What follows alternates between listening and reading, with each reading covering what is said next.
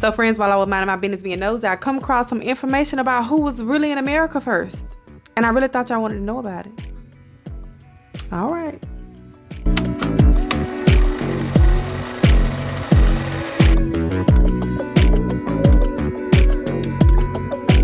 Now listen, y'all know I'm all day online doing my research, clicking and clackling online. That's what I do. Just like that, y'all.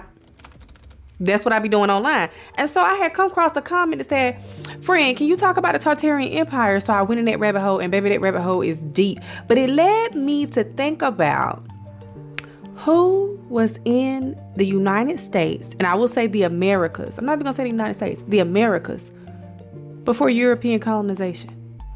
Because let the history books tell it, it was Europeans, okay? But I like to know the perspective of who was here from another standpoint other than European history.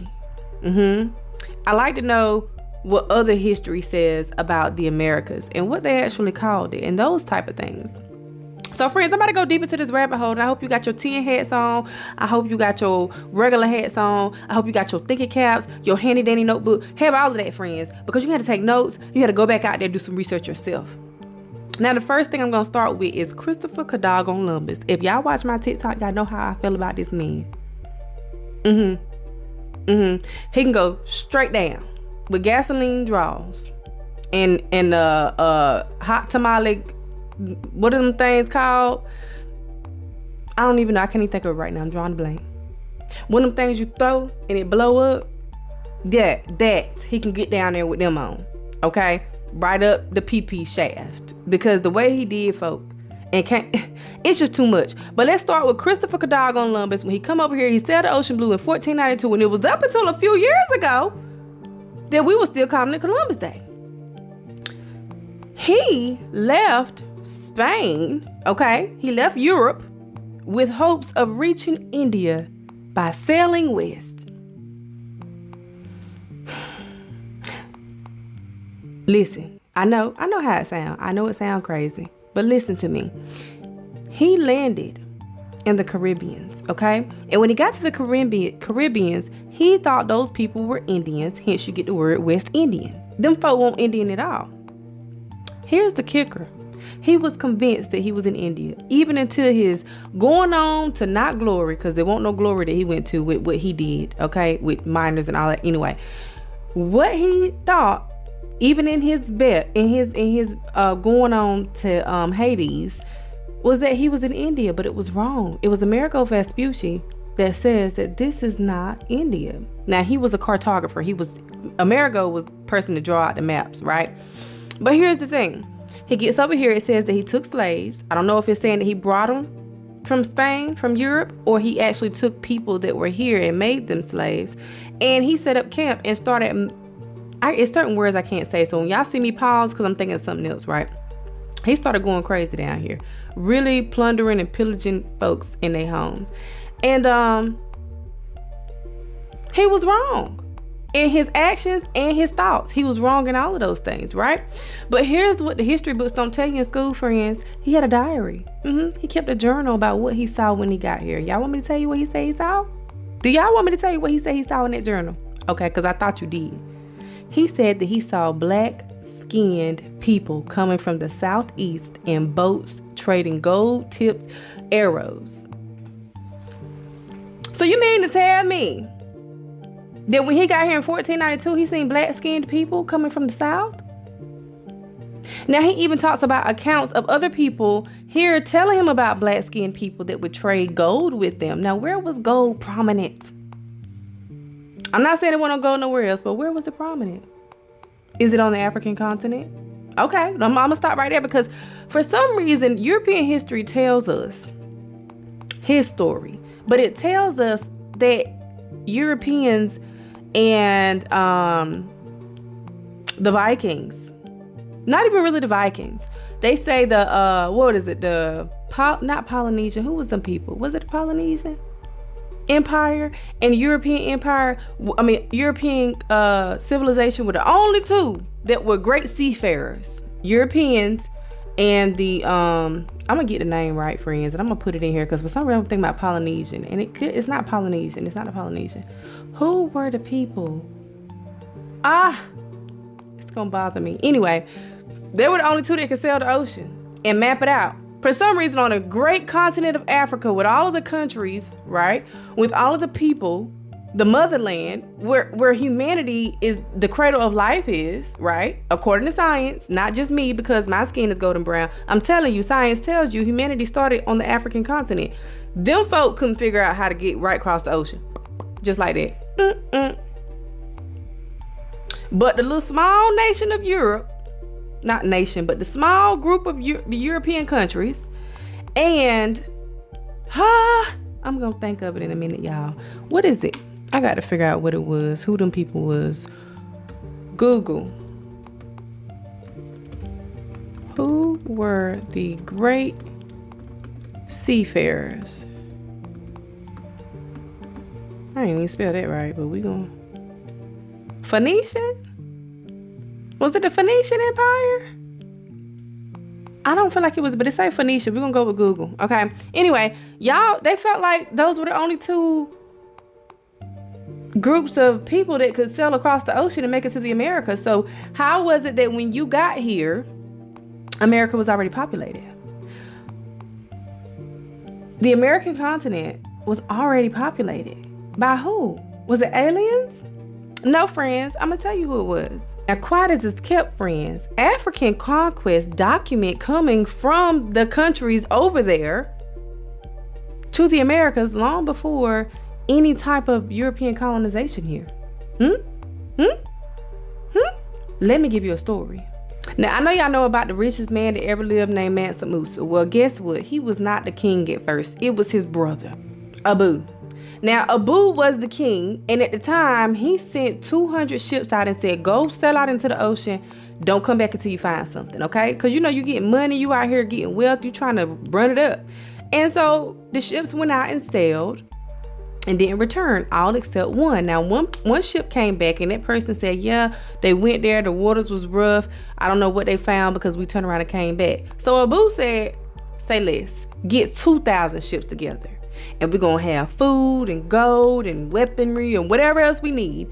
And I'm going to go with him. And I'm going to sail out there and see what it is since you scared. And he told his brother, Mansa Musa, hold it down till I get back. He never came back, but he sailed west. And then you have document of black-skinned people already in the Americas when Christopher Columbus came here. Now, one fact that I did leave out, friends, is that this whole voyage from Mansa Musa's brother Abu happened in 1311. Christopher Columbus didn't get here until 1492, and that was in the Caribbean, right? And then you had the 13 colonies that come set up camp after that, up and down the East Coast. Now, we know when conquerors come in to conquer, they're going to erase everything that says anything about the people who was here before them. Now, when you look at the history books, the European history books, they tell us that Europeans were already here before the 13 colonies because there were so many Spaniard conquests that were going to the Americas, and they were setting up camp in the Midwest, and some of that may be true. It may be true, but who else was there? So, riddle me this, Batman. If that's the case, why are there skeletons that are said to be found that from the 13th century, right? 13th century. From African people. The Grand Canyon. Why are there African artifacts? Yeah, Egypt is in Africa. There are Egyptian artifacts in the Grand Canyon that should not be there. How does that happen? Riddle me this, Batman. How are there plants in the Americas that are indigenous to the African continent, and vice versa? Christopher Columbus also mentioned dark-skinned people. I say dark-skinned, but he said black-skinned people with curly hair. Who that look like? Black-skinned people with curly hair? Who that look like, friend? So, but those things will be erased. I mean, even when they talk about Jesus having skin like, you know, bronze skin and hair like wool, we get a different picture of who Jesus is. I like to talk about the Moors. People say that the Moors were here, and the Moors were referred to as people of Arab, and there was North African people, but they keep leaving out the fact that these people were black. But who was in the West Coast? Now we're gonna fast forward. We're gonna fast forward through history. Let's talk about what some folk call the Great Mud Flood. Now, friends, there are so many different avenues with this Great Mud Flood that I really can't get all into it right now on this video. But what I will say is the theory is that there was a Great Mud Flood that covered up a lot of the Tartarian Empire, which was a empire of people of Asian descent that once ruled most of the world, right? But what we are supposedly living in now is what they used to have that we conquered, right? Or that they have been conquered by somebody. Giants, some theories say giants, some say us, whatever. And we took over the buildings and the infrastructure that they had created. I don't know how true that is, but I will tell you there are some very strange things that I've noticed about the history, especially here in the United States, okay? Why it's supposed to be a secret, I don't know if they want to hide the past from us, because again, if you erase what the people who used to be here did, then you can create your own history and you can be this superpower that's just so awesome. But I think it would be pretty bad ASS if you took down an empire that ruled half the world. I don't know, child. I don't know, friends, but let me tell y'all what I found. Do y'all realize in most places in the world, but very much so significantly in the US, every decade dating up to the 1900s, there was a massive fire? For what? For what? How? When? Why? Who? Now, it's just not specific to the US. It happened in Canada, it happened in Great Britain, it happened in Greece, it happened all over the place. But for some strange reason, in these concentrated areas, these fires broke out and they were massive. Massive. Destroying quite a bit of property, businesses, paperwork, okay? Because there wasn't no computers, there wasn't no clickety-clackety. In the 1800s, the West Coast, Washington to be exact, got pounded, hammered with fires. Seattle, Spokane, Ellensburg. In 1889, it went down in Seattle, Spokane, and Ellensburg. Okay, all in the state of Washington, they had great fires. When I say great, I don't mean like they was a good thing. No, I mean they were massive, huge. So I'm gonna put some pictures in of all of these fires that took place that completely destroyed the infrastructure.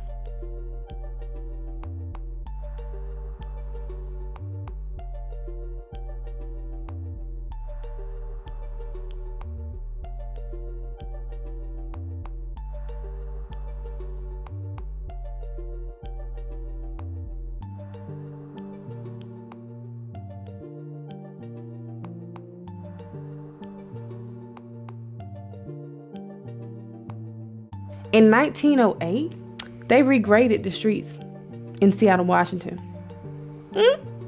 Now, regrading the streets means they're going to tear a bunch of buildings down and dig and make it flat. But were they digging the buildings out of the mud flood? Or were they actually making the roads flat? Or were they trying to destroy or hide an empire that once was there that they no longer wanted?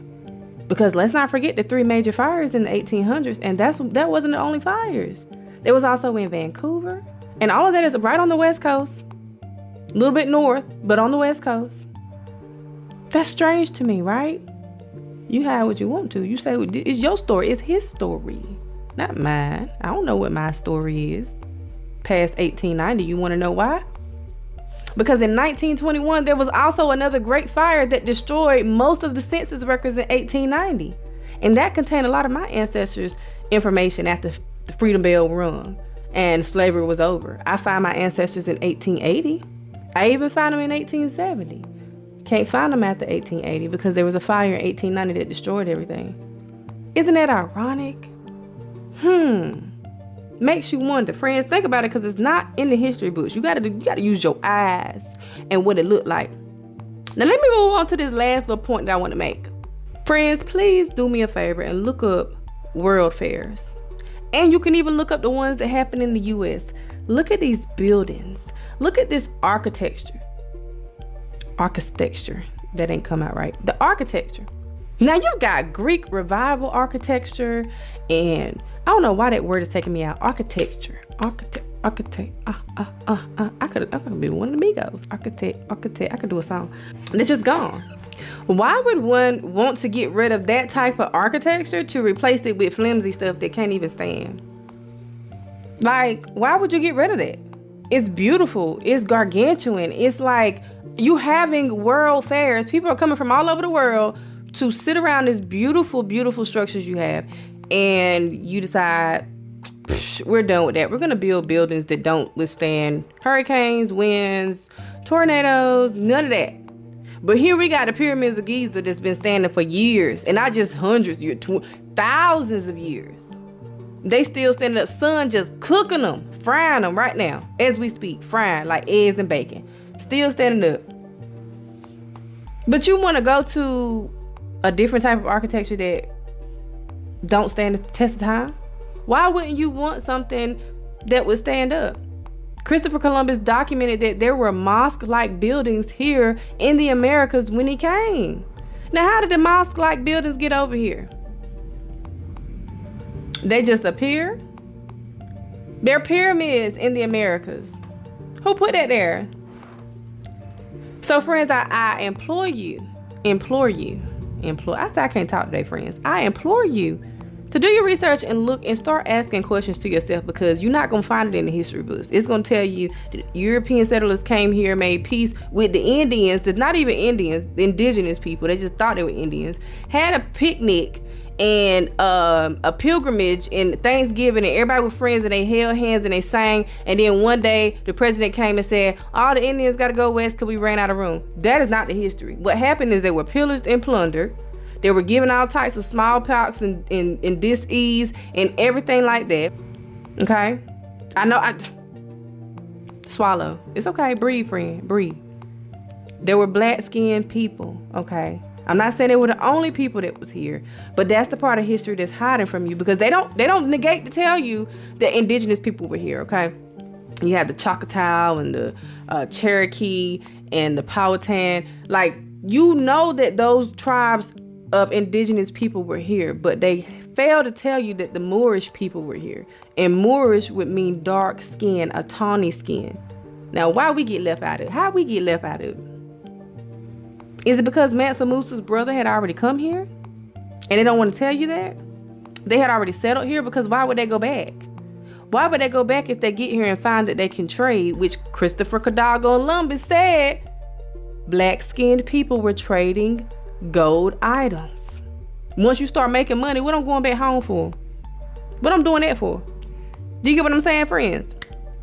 So, back to my point, because y'all know I jump from one train to the next. Y'all got to stay with me, friends. How is it that you have all these great fires every decade? Fire after fire after fire, concentrating in the same areas. And they're all over the world, but mostly in the United States. Everything just burned down to the ground. Burn. Not wildfires, buildings, important structures. And then you see land being regraded, meaning that they're digging the land up and flattening it out. And they stop making these beautiful cathedral type Roman Greek revival buildings. And they start doing something else. And then they erase everything that's here and they make things off limits, like the Grand Canyon. They start telling you that things are not as they seem. This is what really happened. They give you the watered down, washed up version. And they said, oh, well, maybe the Vikings came over here back in 10,000 BC, crossed over the land bridge when Russia and the United States were connected. It was ice age. Brr.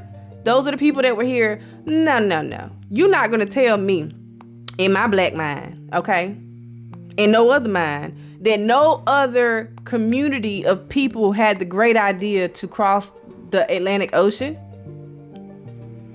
Out of all of the people in the motherland, in the continent where life, the cradle of life started, none of them thought, let me get in the boat and go west.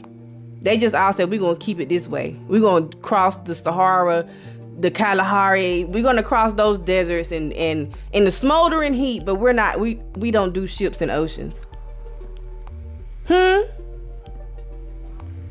Only the Phoenician is what it says. It's another group. Baby, what's the group of people that was like Leonidas? Who are those people? Persians? The Persian hot dog friend. The Persian Empire. You're telling me that the Persian Empire and the Europeans were the only two groups of people that knew how to get around in the ocean? Let me ask you this, friends. How else did all the people get all around the rest of the world if the oldest skeletal remains, the oldest human remains are found on the continent of Africa? If we never went anywhere, we were only on the land? Now, friends, I'm going to leave you with this. Remember, the Americas is not just the United States. It contains Mexico and Brazil and all these different places, right? Friends, I want y'all to take a look at the Olmec heads. Now, phenotypically, look at the black folk. Now, they talked about us when we were slaves and, oh, you look like a monkey, gorilla, animal, and you're less than a human, and you're stupid, you're dumb, and all this stuff. Look at the Olmec heads in Mexico. Look at the phenotype. Look at the feature. Look for here. Look at the size of these things. These things are tons. They were cut from slabs of rock quarried from miles and miles away. Again, just like in Egypt, hundreds of miles away, carried to this location. European history, archaeologists, nobody has any idea how these things were created, how they were transported, who the Olmec people were. But you can't really see a color on them, right? Because it's made out of rock, but you see the phenotype. But nobody would ever just say that these people look like they were from African descent. Nobody would say that. And these statues are from like 400 BC. 1200 to 400 BC, that's before Jesus. That's about 3,000 years ago, friend. Huh? In the Americas? Y'all keep on reading them history books. Anyway, friends, I really hope I didn't get y'all up in too much of a tizzy. If y'all really like content like this, I'm happy to post it. Just drop down below. Leave me a comment and like. It costs you nothing, friends. Because then I can post more and more because then YouTube knows that you like my video, right?